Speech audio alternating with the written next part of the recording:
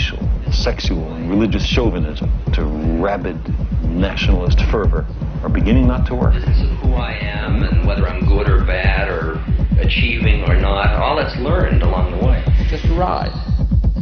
We can change it anytime we want. It's only a choice. No effort, no work, no job, no savings of money. I realized that I had the game wrong. That the game was to find out what I already was.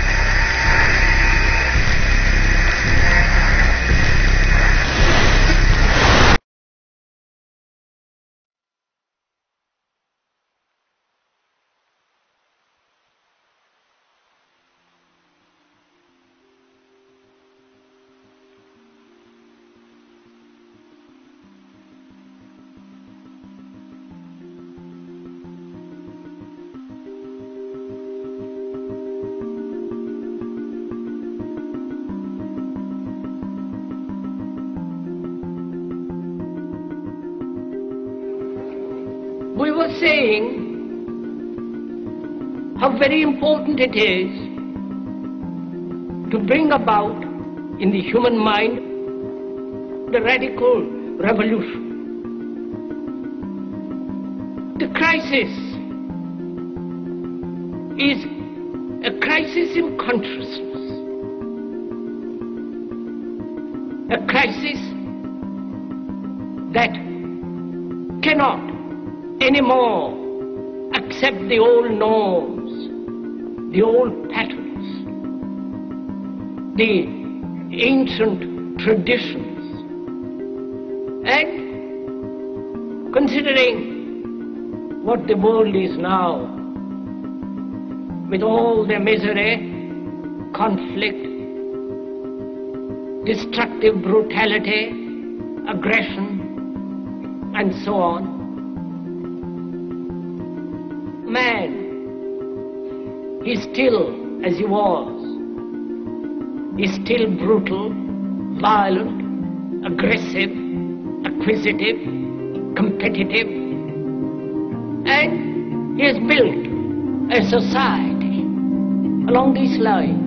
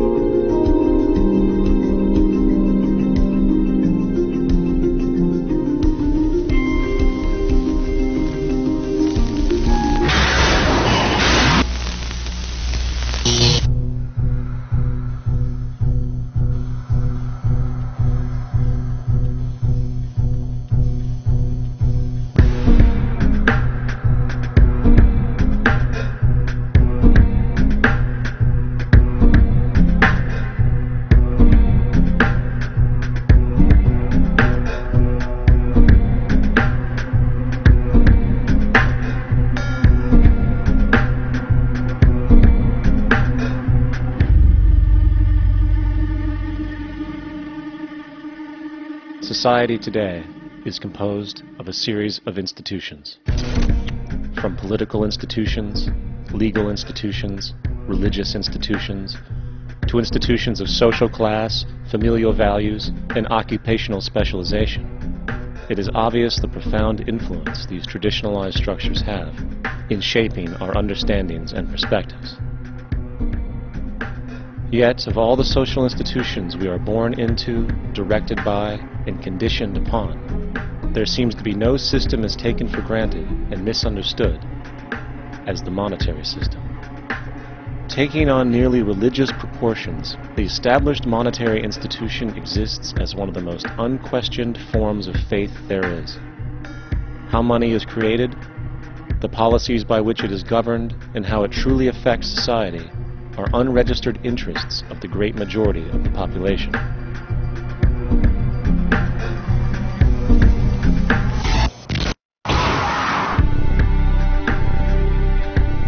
In a world where 1% of the population owns 40% of the planet's wealth, in a world where 34,000 children die every single day from poverty and preventable diseases, and where 50% of the world's population lives on less than $2 a day, one thing is clear: something is very wrong. And whether we are aware of it or not, the lifeblood of all of our established institutions, and thus society itself, is money. Therefore, understanding this institution of monetary policy is critical to understanding why our lives are the way they are. Unfortunately, economics is often viewed with confusion and boredom.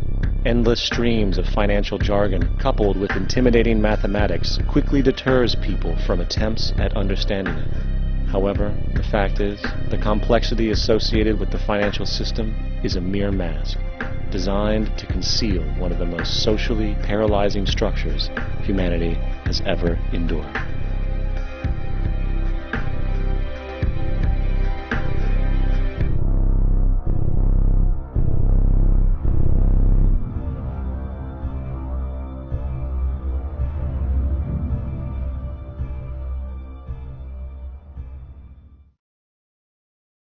A number of years ago, the Central Bank of the United States, the Federal Reserve, produced a document entitled Modern Money Mechanics.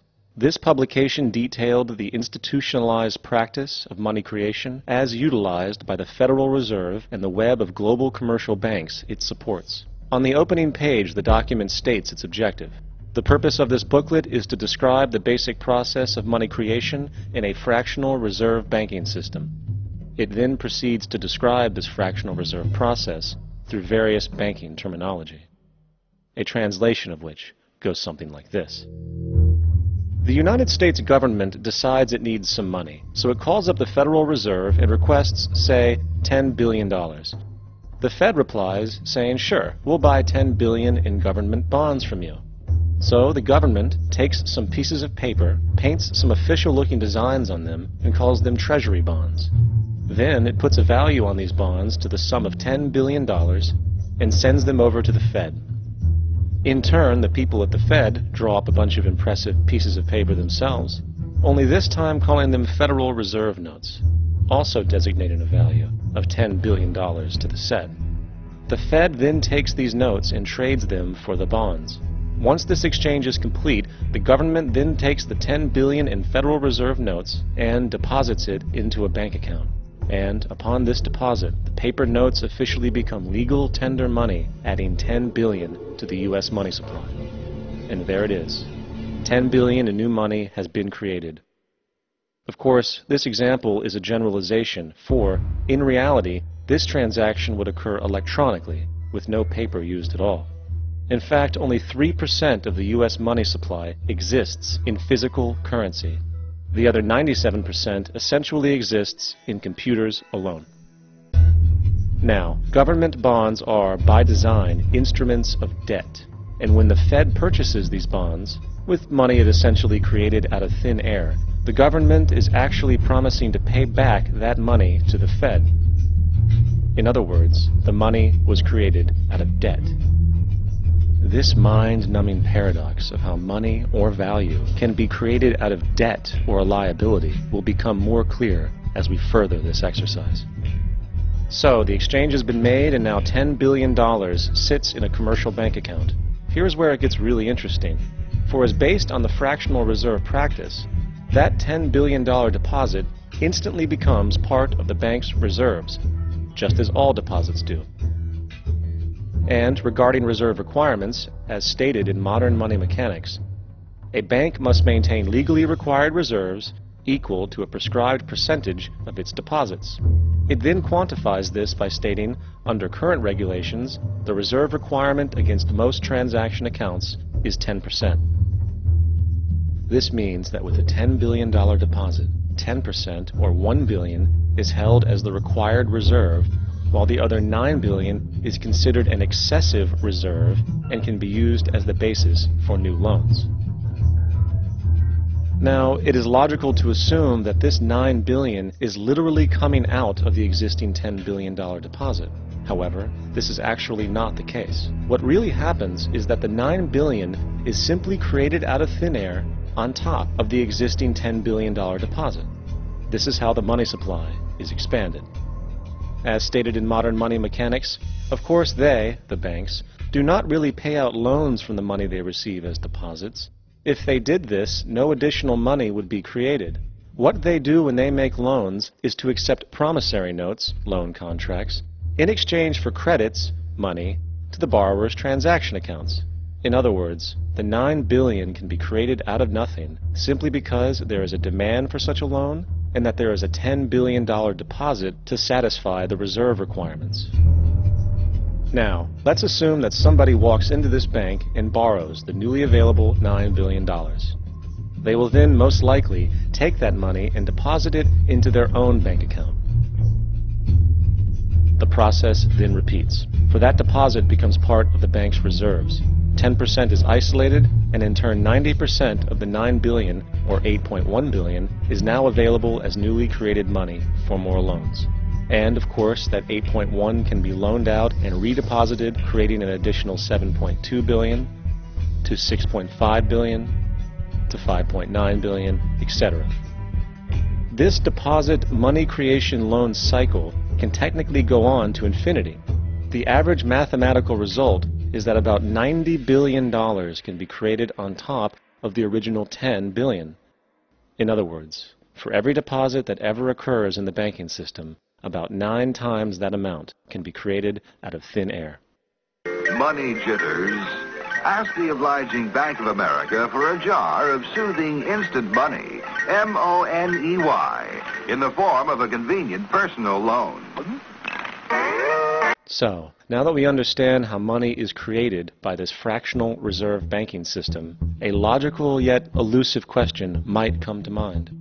What is actually giving this newly created money value? The answer? The money that already exists. The new money essentially steals value from the existing money supply. For the total pool of money is being increased irrespective to demand for goods and services. And as supply and demand finds equilibrium, prices rise, diminishing the purchasing power of each individual dollar. This is generally referred to as inflation, and inflation is essentially a hidden tax on the public. What is the advice that you generally get? And that is inflate the currency. They don't say debase the currency. They don't say devalue the currency. They don't say cheat the people who are saved. They say lower the interest rates. The real deception is when we distort the value of money. When we create money out of thin air, we have no savings, yet there's so-called capital. So my question boils down to this. How in the world can we expect to solve the problems of inflation, that is, the increase in the supply of money, with more inflation? Of course, it can't. The fractional reserve system of monetary expansion is inherently inflationary. For the act of expanding the money supply, without there being a proportional expansion of goods and services in the economy, will always